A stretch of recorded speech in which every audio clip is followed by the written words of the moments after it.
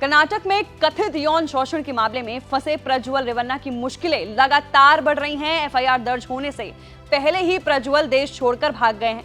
हालांकि प्रज्वल को भारत वापस लाने के प्रयास शुरू हो गए हैं। जांच टीम ने प्रज्वल के घर के बाहर नोटिस भी चस्पा कर दिया है। महिलाओं से यौन शोषण के कथित 2500 से ज्यादा वीडियो वायरल हो रहे हैं। प्रज्वल हासन से सांसद है और इस बार लोकसभा चुनाव में बीजेपी जद गठबंधन के संयुक्त उम्मीदवार भी हैं।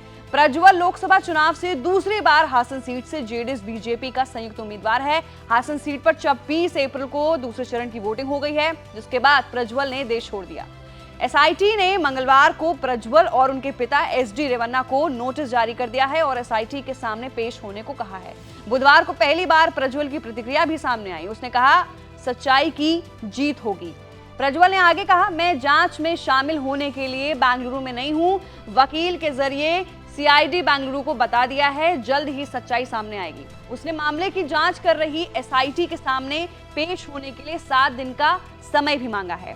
वहीं एचडी रेवन्ना ने इस पर कहा है, मुझे नोटिस की जानकारी नहीं है। हालांकि एसआईटी ने हमारे घर पर नोटिस चस्पा किया है। हम जांच में हर तरह से सहयोग करेंगे। प्रज्वल रेवन्ना के वकील अरुण ने एसआईटी के पुलिस उप अधीक्षक को एक पत्र लिखा है और प्रज्वल के विदेश में होने की वजह से जांच अधिकारी के सामने पेश होने के लिए 7 दिन का समय मांगा है। वकील ने कहा है, मेरे मुवक्किल प्रज्वल रेवन्ना बेंगलुरु के बाहर यात्रा पर हैं और उन्हें नोटिस के बारे में बताया गया है। मेरे मुवक्किल को बेंगलुरु आने और एसआईटी के सामने पेश होने के लिए 7 दिनों की जरूरत है। बातचीत में वकील अरुण ने कहा, एसआईटी की ओर से सीआरपीसी की धारा 41A के तहत नोटिस जारी किया गया था। इसमें तत्काल जांच में शामिल होने के लिए कहा गया था। उसने कहा, हमने प्रज्वल रेवन्ना के घर पर चिपकाए गए नोटिस पर एसआईटी के जांच अधिकारी को पत्र सौंपा है, जिसमें उनके मुवक्किल को उनके सामने पेश होने के लिए 7 दिन का समय मांगा है। प्रज्वल के वकील ने आगे भी बताया कि हमारे पत्र पर उन्होंने अभी तक जवाब नहीं दिया है। मैं आश्वस्त हूं कि वे एडजस्ट करेंगे। उन्होंने ये स्पष्ट नहीं किया कि प्रज्वल कब सामने आएंगे। उन्होंने आगे कहा, मैंने बस वही बताया जो मुझसे करने के लिए कहा गया था। जब उनसे पूछा गया कि क्या वो एसआईटी के सामने पेश होंगे, तो उन्होंने कहा, क्या ये स्पष्ट नहीं है।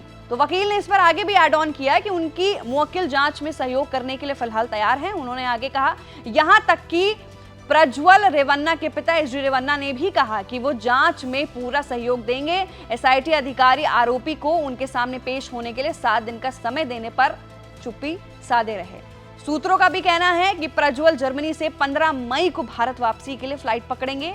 उनके टिकट के बारे में जानकारी हासिल हुई है। टिकट डिटेल से पता चला है कि वो 15 मई को लुफ्थांसा एयरलाइन की उड़ान से जर्मनी के म्यूनिख सिटी से बेंगलुरु के लिए उड़ान भरेंगे और अगले दिन 12:30 बजे लैंड करेंगे।